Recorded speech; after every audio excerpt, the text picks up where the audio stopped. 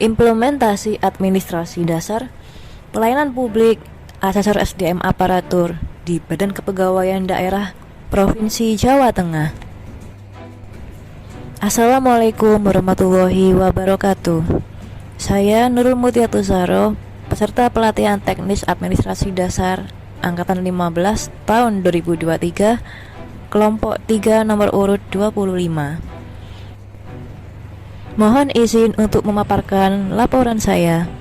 Dalam pelatihan teknis administrasi dasar, terdapat 8 materi yang dipelajari, yaitu materi pertama, penyusunan naskah dinas. Beberapa kegiatan di unit penilaian kompetensi ASN BKD Provinsi Jawa Tengah biasanya didokumentasikan ke dalam bentuk naskah dinas. Contohnya, pembuatan laporan pasca kegiatan studi banding, workshop, atau monitoring dan evaluasi.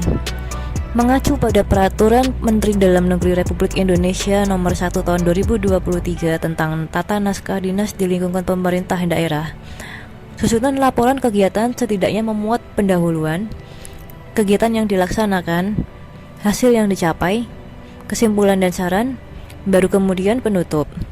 Sebagai wujud implementasi pelatihan teknis administrasi dasar, saya melakukan penyesuaian format laporan kegiatan seperti berikut ini.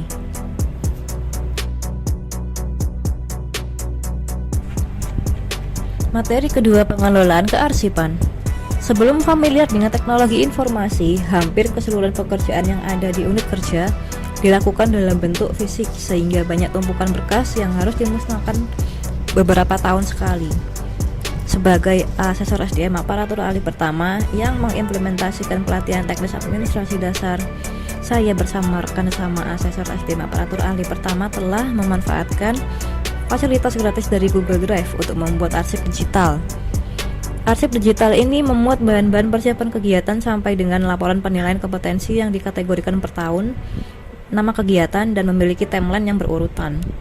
Saat ini juga sudah banyak dokumen-dokumen yang dibuat secara paperless. Harapannya, seluruh asesor sama-sama ikut merasakan kemudahan sistem digital dalam pekerjaan. Materi ketiga, pelayanan prima dalam perkantoran. Permintaan penilaian kompetensi dari berbagai kabupaten atau kota di jadwal atau waktu yang bersamaan sehingga saling bertumpang tindih merupakan hal yang biasa ditemui di unit kerja kami.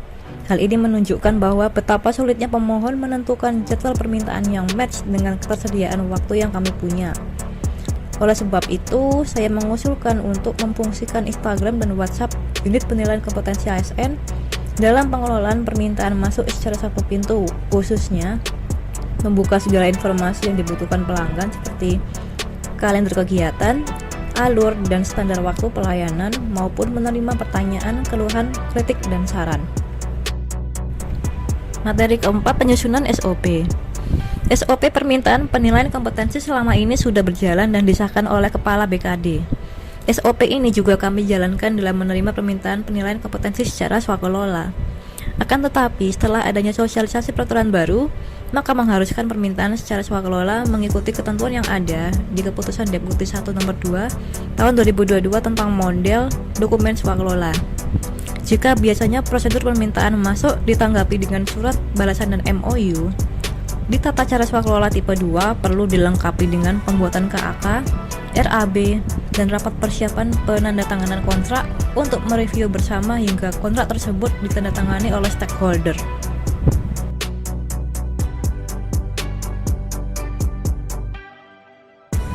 Materi kelima, perencanaan pembangunan daerah dan evaluasi Renstra unit penilaian kompetensi ASN 5 tahun ke belakang yang menyatakan jumlah realisasi indikator di kegiatan pengembangan kompetensi ASN dan subkegiatan pengelolaan asesmen center selalu melebihi target karena mengoptimalkan jadwal asesor yang sebenarnya sudah overload.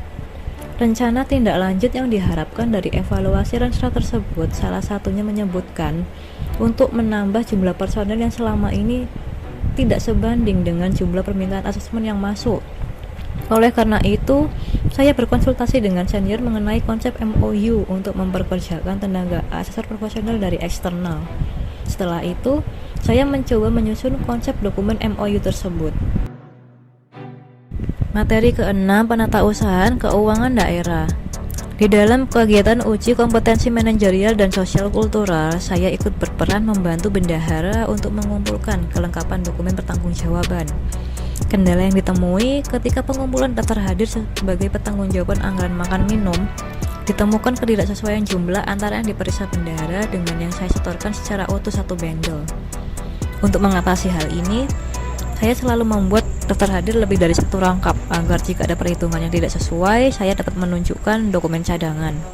Dan untuk mengantisipasi berulangnya kejadian yang sama, setiap pengumpulan dokumen SPJ ke bendahara saya sertai dengan tanda terima yang memuat checklist kelengkapan, tanda tangan bendahara, dan tanggal penerimaan.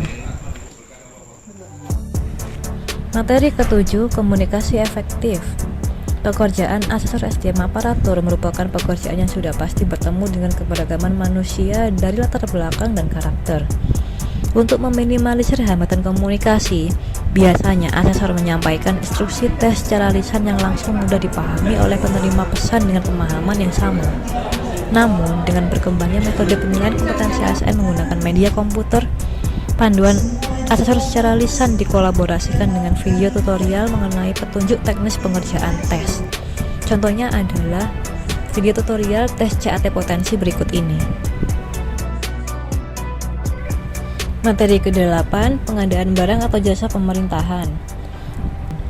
Belanja barang dan jasa yang dilakukan tiap tahunnya sudah ada dasar dari RAB. Dalam RAB Pengelolaan Assessment Center, anggaran makan minum biasanya dianggarkan sejumlah 200 juta rupiah atau lebih tiap tahun. Pembelian per kegiatan disesuaikan dengan jumlah peserta yang tidak menentu, sehingga direncanakan per kategori kegiatan BCAP atau QAP atau tes potensi sejumlah 40 juta sampai dengan 100 juta. Artinya, pengadaan makan minum dilakukan secara pengadaan langsung yang diajukan oleh pejabat pengadaan dan disetujui oleh PPK. Pengadaan tersebut dilakukan menggunakan aplikasi LPSE toko daring, di mana transaksi barang atau jasa melalui sebuah sistem memungkinkan penjual dan pembeli melakukan transaksi secara online. Aplikasi tersebut memuat beberapa penyedia barang atau jasa dalam satu halaman, seperti membuka marketplace.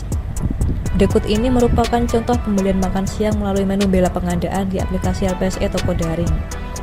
Demikian video laporan saya, semoga bermanfaat. Assalamualaikum warahmatullahi wabarakatuh.